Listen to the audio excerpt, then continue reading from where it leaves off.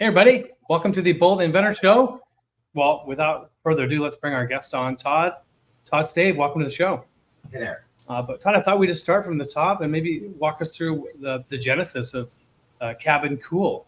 So this was a project that was originally funded by the Department of Energy. There was a research grant that was given to the University of Maryland and a couple other national labs that participated in the project. And I'm not an engineer. I have a bit of a background in mechanical engineering and physics, but I'm not an engineer by trade. I do understand that this sort of thing though. And what I am is a startup entrepreneur. And as part of the grant, the Department of Energy, ARPA-E, required the research team to find somebody to help them commercialize the product if it actually worked out in the lab. So once it got to the prototype stage, they needed to make efforts to bring it out of the lab and into the real world. And they're scientists, they're not business people. So I'm friendly with the principal investigator, and I just happened to be in the right place at the right time. And so he asked me if I would be willing to come on the team and try to commercialize the technology for him. The initial iteration was a personal air conditioning system that was supposed to sit in the room or be in a room near you and just blow cold air on you. And people loved it. I mean, when we first showed it to them, it was a big hit. And I did a lot of customer discovery, trying to figure out if there was a market for it, if people were interested, people, how much could it possibly be worth. We were able to get a really good partner, a big manufacturing company out of Japan that was willing to help fund the industrial or commercial prototype. And ultimately, what wound up happening with that iteration of it was it wasn't going to work. It wasn't going to work because it just cost too much money to make the thing, and the price tolerance was not enough. I mean, we would think maybe that people would pay as much as $400 for it, at least in the United States, and we just couldn't make it for cheap enough for that to work out. So we started looking at other things and other ways to capitalize. The underlying thought, or the underlying technology that it takes a lot less energy to cool an individual person than it does the space that they occupy. Got it. Well, I mean, it makes intuitive sense, but think about it. What does that? I mean, maybe a fan, or there's not a whole lot of devices that are commercially available that cool individual people. So I'm going to show the product real quick, or at least show the website, just so people know what this is.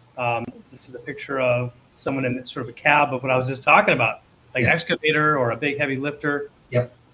And it's talk to us. It's sort of a top-mounted box, if you will, up top here. This white box. Yeah, it's just a small air conditioner. It's a small spot cooler, is what it is, and it's designed for industrial use. It's designed to be on heavy equipment.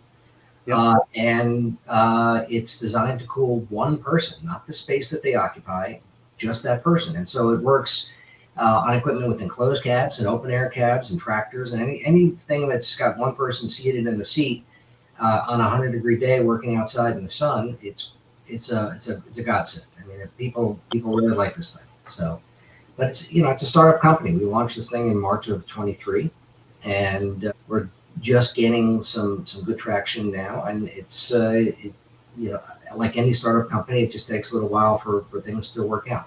Okay, I got a bunch of questions up front on the funding and the grant side, and we kind of skipped over that pretty quick. But so it sounds like you were not actually on the upfront research side. You weren't the one to ask for the money, ask for the grant, right? You came in when they needed someone to bring it to market. Yeah. So that right, I was. The intellectual property was owned by the university. Okay. And the strategy, the preferred strategy, when you're talking to outside potential investors and potential corporate partners, is to form a corporation and then license the technology, the intellectual property, from whoever has it. And usually research institutions like universities are pretty generous about what they're willing to give, as long as it's a credible plan and you continue to move forward. So you don't have to spend a lot of money up front. You don't have to have a lot of capital to do it. You just have to have a reasonably well thought out plan and the credibility, I guess, to execute on it. And The funding that was available was just to pay me for like 1 year. And then after Was the, it a professor that was originally that came up with this, or was it a team that invented it? Walk me through that. yeah, a brilliant guy, a mechanical engineer, he's incredibly well respected at the university. He wants to retire, but they won't let him. I mean, he's just one of those guys. And he's a legend there. I mean, he's fantastic. And what's his name? Do you have his name? Yeah, Professor Reinhardt Radermacher. There we go. Dr. Reinhardt Radermacher. Radermacher. Yeah. Radermacher. Cool. Yes. Yeah. That's a really cool name. All right. German guy, if you would believe it. Yeah. Right. I think so. All right. And he's graduated 50 PhD students in his tenure, and he's wrote a lot of books, and is very well liked and very well respected. And I'm pleased to call him a friend. I mean, I'm glad to be associated with him. So, you have an idea as to the particular invention or patent? What about the cooling makes it unique from a everyday standalone AC? What was the breakthrough? Yeah, the initial iteration actually was kind of a little bit more advanced than what we currently have. The initial iteration was just like a little robot thing, looked a little like R2D2 sort of, and it just blew cold air on it, and it sort of tracked your movements as you walked around the area. So if you walk, it's like as long as you were in like 10 feet, it would rotate, and the nozzle would pitch and everything. And all you really need to do was turn it on. It had a battery. You could plug it in if you didn't have enough battery, but you didn't need to vent the heat. It was the heat was the waste heat was dumped into like a phase change material, like a wax, and so you could actually keep the thing going, in a little small room, a little personal office, like the one I'm sitting in now, and just blow cold air on you. And then when you were done, you could put it in reverse. It would reject the heat into the air, but not much, because once again, it doesn't take a lot of energy to cool a person. So it's like 2 light bulbs worth of heat, for a couple of hours. It wasn't that much. And it'd be ready to go the next day. Once again, that part of it, unless someone was willing to pay $700 or $800 for the thing, it just wasn't going to work out. It just was too expensive to make. The cabin cool system just blows the hot air right out the back. So it's just a regular air conditioning system, but it is unique in its form. It is unique in its use case. We are in the process of getting utility patents for that, because there's really nothing like it on the market right now. It's an interesting situation that we're in. Yeah. Now, a little bit. Go ahead, Matt. Oh, Todd, I was going to say, now is what is unique about the product essentially that it's a standalone AC unit that can be attached to a cab pretty easily? I mean, a lot of those AC units that come from factories are integrated into the engine system, right? Maybe off the crank pulley or something like that, right? Mobile equipment or cars, trucks are usually mechanically driven compressors that are that are belt driven by the engine or whatever. In the electric vehicles like Teslas and that sort of thing, they're electric, very much like what we have now. So, that sort of technology, I don't think you could really get any patent protection on as far as the electric vehicle is concerned. But nothing. First of all, it's very uniquely designed as far as how it's in terms of its packaging. Yeah, I mean, just the layout of the interior of it it's fantastic. It's very simple and elegant. But also the use case, the fact that it's a spot cooler for this particular, there's no spot cooler of that size, I don't think, anywhere out on the market. It doesn't generate a lot of cooling. It doesn't have to. It's just enough to cool you. Cool. Yeah. Cool. With respect to the university and the Department of Energy actually sort of driving the, market in terms of wanting to enter into the market, finding a way to get to offer this, I imagine they had to license back the technology to the university to continue that study. It's typically how things go, where the research group will get a license to continue using the technology. Now, the university actually has the intellectual property. The Department of Energy doesn't. They just made the grant, but the condition of the grant was that they had to make efforts. The research team had to make efforts to find a business partner who understood how to start a company around the technology and try to bring it into the real world. Oh, so the university still owns all IP, and they're actually the owner of Cabin Cool? No, they're not. Cabin Cool is a spinoff, and once again, we licensed this particular use case from them, and we actually own it now. So that's the university has nothing to do with it anymore.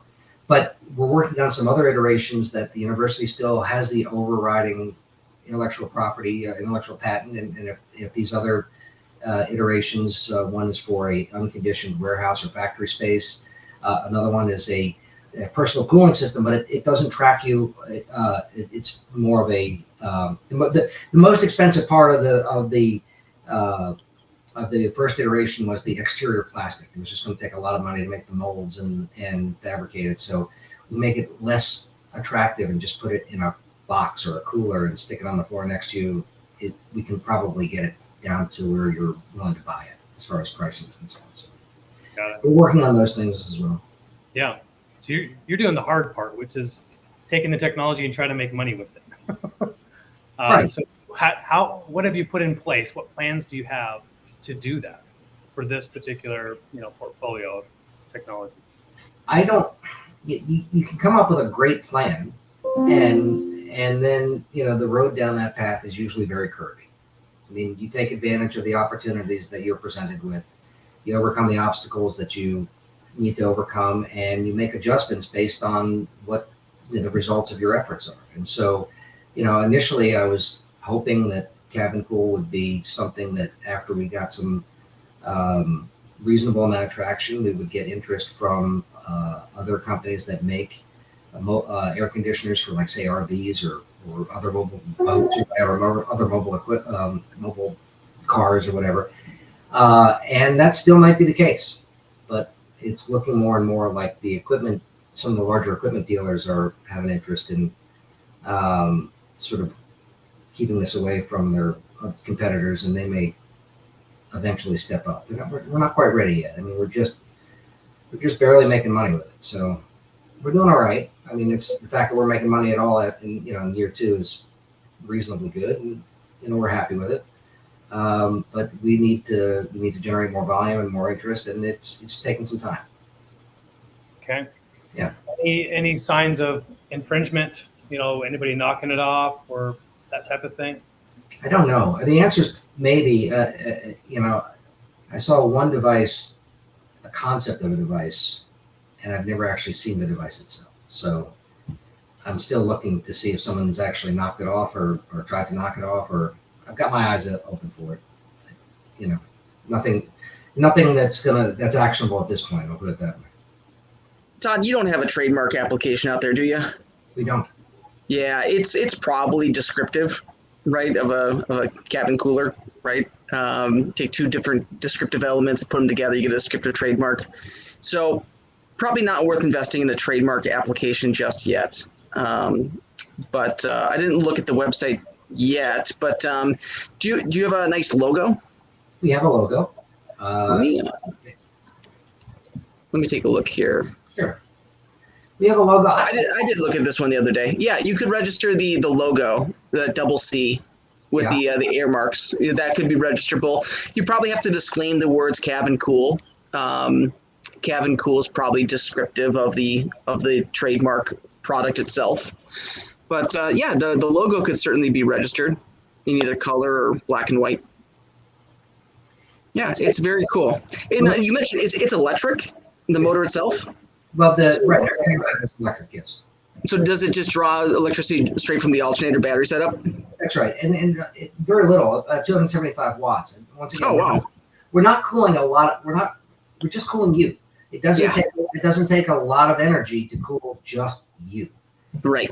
It takes a lot of energy to cool the room, your house, your office or whatever, or your garage at 108 degrees. But it doesn't take much to blow cold air on you, and we can take the ambient air and reduce the temperature by about 25 degrees Fahrenheit, which is, even on the hottest days, that makes a big difference. If we blow it, that kind of air onto your sweaty forehead or your neck or whatever it is, it makes a huge difference. Yeah. Very cool. Awesome. Well, what, the next 6 months, if things went perfectly, like magical, what would those things be, kind of breakthrough things for Kevin? And we started producing them in volume, I would probably go out and start looking for someone to buy the company or buy the design or buy the intellectual property. This is private equity funded. These guys are they put some money into it, and they've been pretty patient with me. Motion So, detected at sorry front. about that. And if we can get an exit, we would. If not, we'll keep it going and we'll generate money and eventually get there. Yeah, no, tell you what, your product would look really good in John Deere green. Yes, it would. And that's exactly you're understanding where we're going. So Yeah. I think it'll look better in Caterpillar yellow, and that's those are the dealers. What about Kubota orange? I mean, we're or New Holland blue. Right. Yeah, I see where you're going. It's cool. Yeah. Very cool. Well, for those that are listening, maybe are not not yet started down their path yet on intellectual property protection, I know you kind of came in with portfolio already started, the technology already created, but hindsight over the past year or two, what are some things, some moves, some things you'd recommend doing differently, if you were going to offer some advice to someone doing the same type of thing? So I did have the advantage of having the university take the first and relatively expensive steps to get that ball rolling, at least initially. I mean, on the cabin cool product itself, or the investors, I should say, they put the money into getting that worked out. And it's been a long process. We still don't have, it's still patent. We've got an application out there, and we haven't received a patent number on it yet. I expect to get one in the next few weeks. So it's been long enough, and it's, that sort of thing. But you're not going to like it, is my advice. There's a lot of good ideas out there that need to be shared collaboratively. And this is not the only research group that I work with. There's other ones as well. And oftentimes the principal investigator is afraid to disclose, information or share how the thing works or who his customers are or what the use case is. But you can't do it by yourself. And these are brilliant people who have spent their lives trying to make something that works, trying to invent new things. It's not that easy to knock off. And so initially, I would say to whoever is trying to start a business around the technology, don't be too afraid of being, ripped off. Don't wait too long.